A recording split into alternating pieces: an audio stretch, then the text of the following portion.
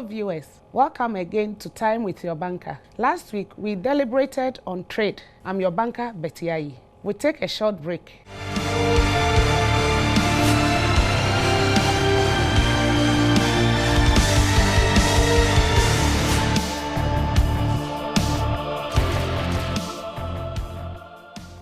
We'll continue from where we left off on trade last week.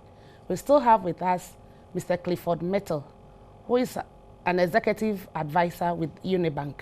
Sir, you are welcome. Thank you very much. Thank you once again. So last week, we discussed at length what trade is. We looked at the local trade, and we were on the foreign trade. That is international trade. That's right. You spoke about the terms of payment under the international trade.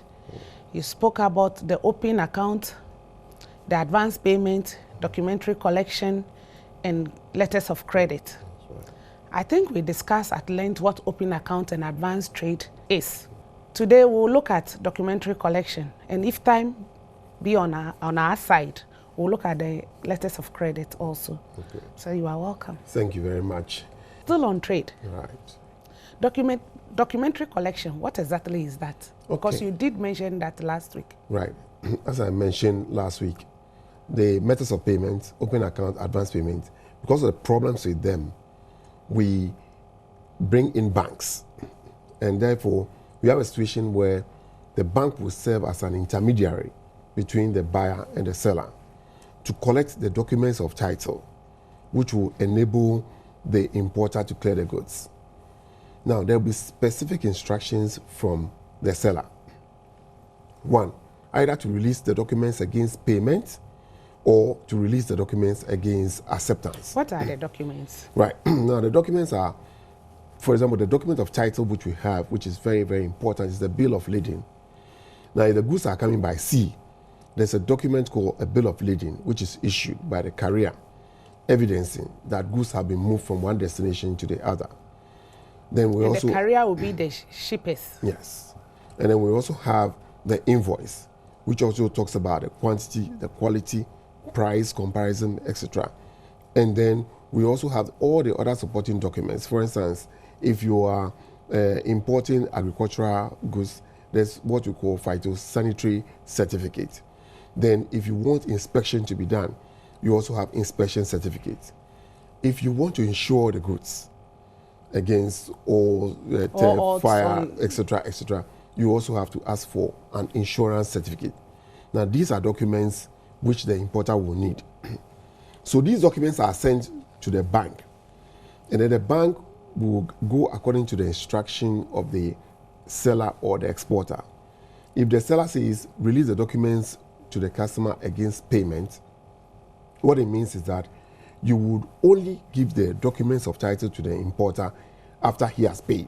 He has paid the full amount. What you call the trade or the transaction value. Okay. Normally it is in foreign currency. So the banks here locally will take either your CDs and then give the equivalent to the exporter, or they will sell the currency and then send it over. Now, if it's against acceptance, then it means that the importer here would have to accept a document we call a bill of exchange, which is the document that we use to obtain the payment.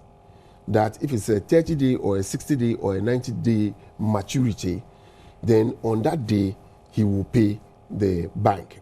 Then it looks like there is credit coming in here. That's right. So if you negotiate with your exporter well as a customer, your exporter will say, I'll ship the goods to you, and then I'll add a bill of exchange for 90 days. That's a term bill, or a usance bill. And they will give you either 30 days, 60 days, 90, or whatever days you agree upon. So it's your undertaking, right, on the bill of exchange, which will be an acceptance. And therefore, it will enable the bank to release the documents of title for you. So in actual fact, you are saying that when these documents are brought to the bank, the exporter can decide that he will give you credit terms. Yes. It could be 60 days, it could be 90 days, it could be 30 days. Correct. So when the documents are brought to your bank, you go and you sign, agreeing that 30 days, I will make available the monies to you. That's right. So in doing that, do you have to put the monies with the bank?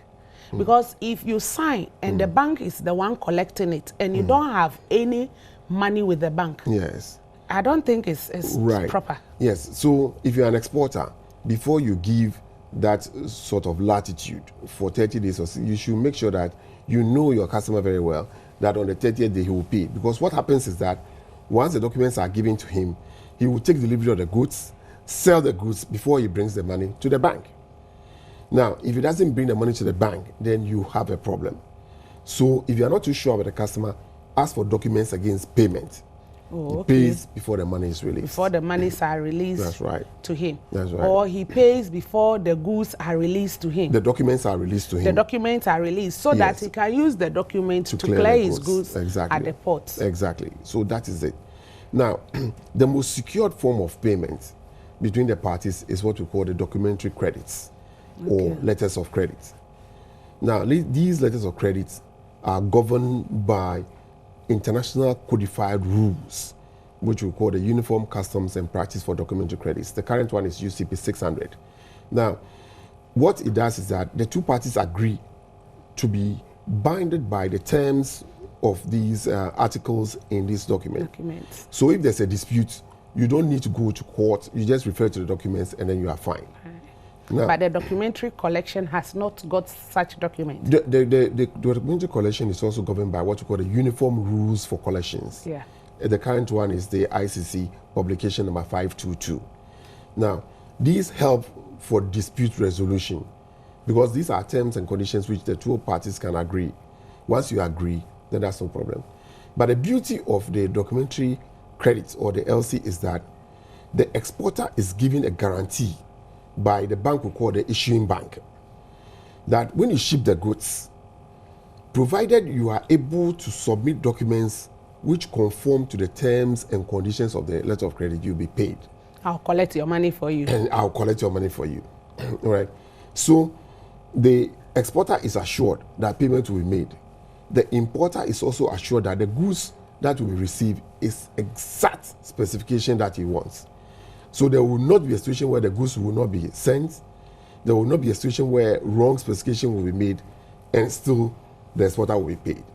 Okay. So that is very he must conform to the rules governing the collection of his money. The letters of credit. Letters of credit, rather, because the letters of credit, before it is issued, when you come to the bank, we would ask you, what are the terms and conditions that you want the exporter to conform with? Then you say, he should ship before this date, he should submit a bill of lading, he should do that. All the terms are written. You should get an inspection document. All of them. You can enclose all of them if you want to be very, very secured. Now, we, the bank, which we call the issuing bank, will send it to the exporter's bank. We can call that one the advising or confirming bank. Then they would also advise the exporter that I have a letter of credit. These are the terms and conditions. If you're able to ship the goods in accordance, and this time in strict accordance with the terms and conditions, you'll be paid. So if he does that, then he sends the documents. We examine the documents against a checklist. If it is okay, then he's paid. So you can see that there's between the importer and the exporter, everybody is happy. But it is a little expensive than the other methods, but it gives you peace of mind. The letter of credit gives you peace of mind. Sir, in shipment or in foreign trade, one has to convey goods from one destination to the other. That's right. And it is normally done either by air, by sea, or by road. But if it is on international waters, then it narrows down to either by air or by sea. How do one get his goods cut down? Because I know that sometimes the exporter can decide that he will just send the goods to the port and then wash his hands off it. It is up to you, the importer, to see that all the goods are cut from the exporter's destination to your destination. What are some of the difficulties in this nature of trade? Right. Let me run you through the methods. If it's coming by sea, you always want to make sure that there's evidence of bill of lading. If it's coming by air, you want what we call the airway bill. If it's coming by road or rail, we have the road or rail consignment notes. But these days, it also comes by courier. You know, so you always also have the courier receipt to evidence that shipments have been made. Now, in making a decision to either import or export, the two parties have to decide on the responsibilities of the seller and the responsibilities of the buyer. Now, if I manufacture the goods, let's say in Ghana, and I'm sending it to you in Brazil, what I'm saying is that the cost of the goods is what has been manufactured, and that's the quotation I can give to you. But if you want me to send the goods to Tema, put it on board a ship, and then pay for the freight from Tema to Rio de Janeiro or whatever, then I have to add that one on. So there are some international commercial terms which we call the Incoterms. The current one is Incoterms 2010. We would have to state the appropriate Incoterm. If we want you to send it up to Tema, then we'll add it that so it's free on board, whatever. You want to say that you just communicate the cost, that is the invoice, the actual cost of the goods. Yes. For instance, it is share nut. Yes. So the share nut for maybe 200 tons or 500 tons of share nuts is costing maybe 1 million Ghana cedis. That's right. That is how I'm selling it. That's right. And I'm selling it on my farm. Yes. How do you want it? Exactly. Do you want to pick it on my farm? Yes. Do you want me to bring it to the port? That's right. Do you want me to bring it to your country? That's right. So that is the Incoterms. Yes. That will determine, you have to get me the terms and conditions you want me to deal with. So if it is to my port, that is the port of the exporter's port. That's right. Then I'll add on other costs. That's correct. Cost of cutting it from the farm to the port. To the port. And then probably the pay cost of documentation and everything. And then if it's freight, then I pay for the freight. If you want me to insure, I add insurance. It's quite interesting. Yeah. Viewers, we'll take a short break. We'll be back.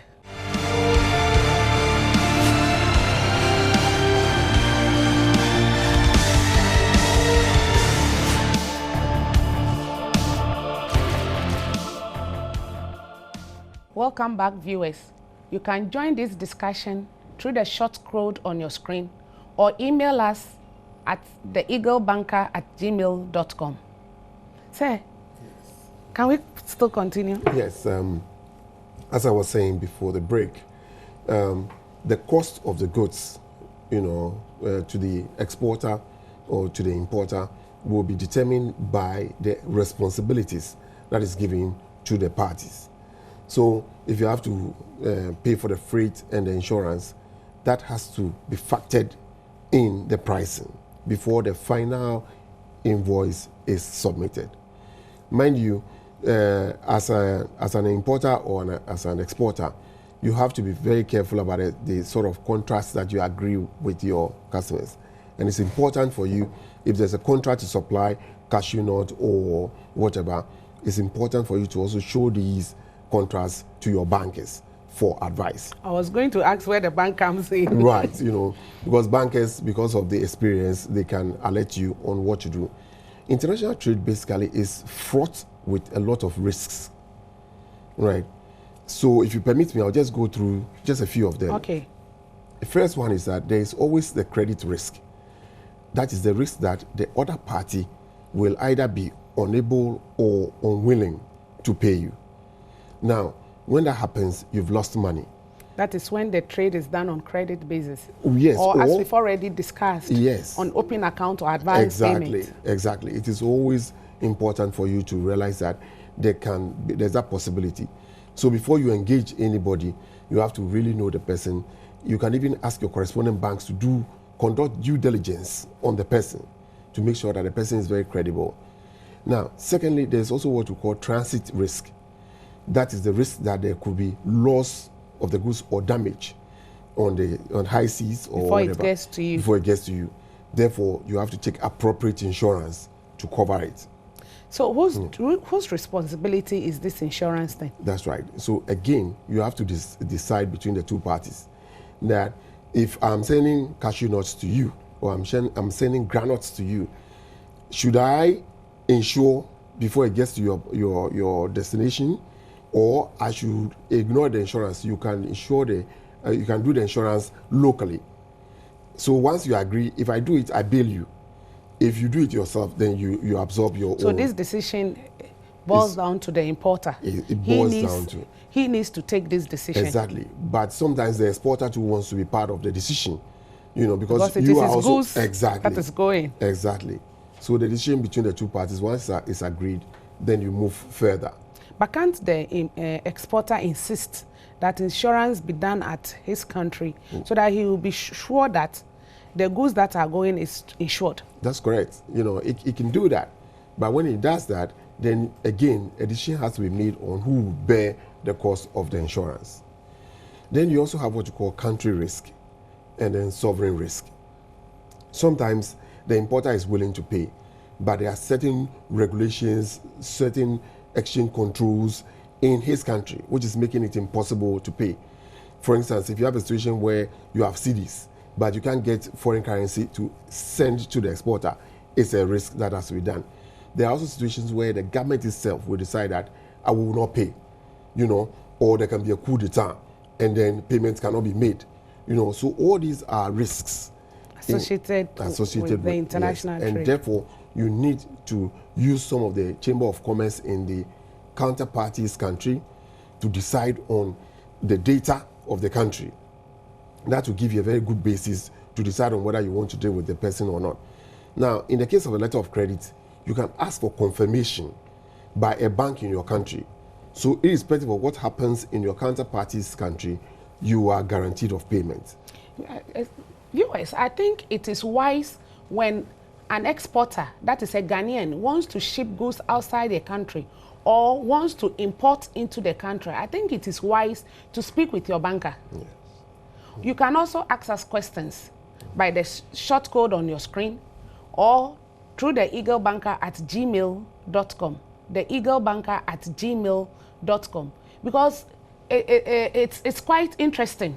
You are purchasing goods, you need to be advised as to the exact thing you need to do, because you just can't be buying and selling, because there have been instances where monies have been lost on this international trade. I think the other day I came to your office, we were talking about back-to-back. Yes, yes. You know, because some of these things are what you call the types of the letters of credit. There are certain types and forms which you can also use. Now, if, for instance, you have a situation where you are importing, there are some people who import, but they are not the actual suppliers. So the person is in Japan into middlemen. Exactly. You know, so they can utilize what we call the back-to-back LC or the transferable LC. But it's quite risky. It is. You know, it is. The only thing is that you have to go to your bankers. In fact, that's why the banker, because trade banking is a specialized area. So it's very important for you to visit your bankers, for them to tell you what the risks are as it pertains to a particular type of LC. So for you to decide whether you want to go into it or not. Exactly. Because but it's very beneficial. It is, you know, because it gives the flow, you know, it enables you to conduct your business without interruptions, and it is very secured. But the pitfalls are that you will need to be sure that the person who is serving as a middleman can perform the way you are performing, you know, and these are issues which can be brought out only by your banker. Your banker will tell you that, no, if you use this type of LC, it's better because of this situation. And it is very key that you do that before you even go and sign contracts and start importing or exporting. Because as you rightly mentioned, people have lost monies because they didn't seek the correct guidance in international trading business. I remember a woman losing huge sums of money. Yeah. We have so many situations. And again, we also have the exchange risk, the foreign exchange risk. You know, because if there are what you call adverse fluctuations in the exchange, in the foreign exchange rates, then if you are an importer, you would have to now use more of your cedis to buy. If you are an exporter, you'll be getting less of your proceeds. So I think this exchange rate thing, we should get much more time to deliberate on it. Because it looks as if Ghanaians don't take advantage of this exchange rate and hedging and forwarding. Yes. So I think we should get a lengthy time to discuss this exchange foreign exchange transactions. Right. But let's still look at the letters of credit. Okay. We've mentioned back-to-back. Are there any other Good. There are forms? some. That's correct. We have the back-to-back, we have the transferable, and indeed we have what we call a standby letter of credit, which is used in place of a guarantee. Okay. Sometimes if you want to issue a guarantee to, let's say, the U.S., they would prefer that you issue a standby letter of credit. What is the standby? Well, it just gives you, it is issued, as I said, in place of a guarantee, but you just focus on not the goods, but a performance. So if there's a certain performance to be done and it is not done, then you claim using what you call a default claim that I wanted them to build this school within this time and they failed. So I want to call in, right, for a payment on amount to be given. It serves the same purpose like a guarantee. That's the standby. That's the standby. So suppose we've come into terms that we're contracting to do this business. Yeah. The first phase should be done within 3-4 months. That's or right. Exactly 3 months. That's right. And on the 4th month, you have still not performed. That's right. Meanwhile, maybe I have advanced monies to you, right. hoping that you will fulfill your obligation under them. Then I can fall on the standby LC and claim a portion of the monies I have paid you. So that means that you need to discuss this terms of payment very well before you step into it. You are so right on that, And we have what we call the red clause LC and then the green clause LC. In the case of the red clause LC, and that is again something which you need to advise viewers or exporters, that sometimes if you deal with your counterparty for some time, now you can ask that he issues you with what you call a red clause LC. Now in that case, an amount will be advanced to you. Okay. For you to conduct all that you need to do packaging and everything, and then ship, right? Then the documents is what will be used to make collect the payment. So it's just an advance of monies to you before shipment is made. What if you don't do it? Well, how does the importer get his money? That's why I said at the beginning that if you have dealt with the person for a long time, and then and then the person is you have a very credible person, you have proven track record, then you can ask for the red clause. But sometimes circumstances can go adversely against you. It's not your intention to default. Yeah. And you've received such monies. Who does the exporter or importer takes his money from? Yeah, if you look at the LC, is it the bank? Yeah, because if you look at the LC, it's normally initiated by the importer. He goes to his bank.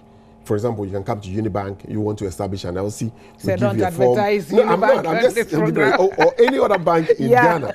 You can walk to any other bank in Ghana, and then you just ask for a form to be filled. And here on this platform, I'm talking at the president of the Institute of Bankers, right?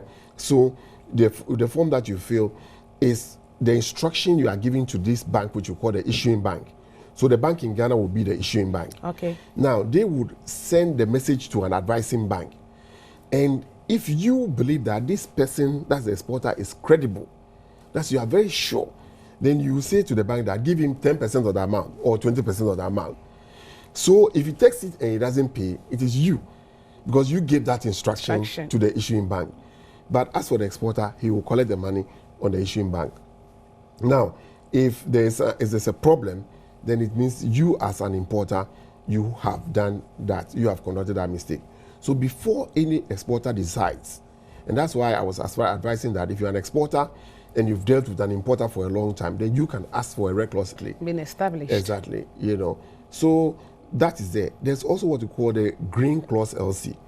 Now, with that, you would have to take a quantity of the LC value to a port and then produce a document, for example, a warrant, a warehouse warrant, showing or indicating that you have sent this amount of goods to maybe a credible like SGS, particular warehouse. Yes, and then the bank will pay you that amount.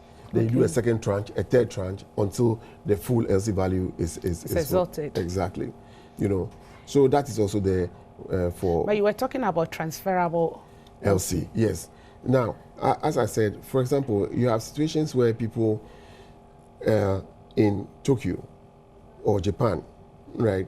You want to import BMW cars. BMW is in Germany.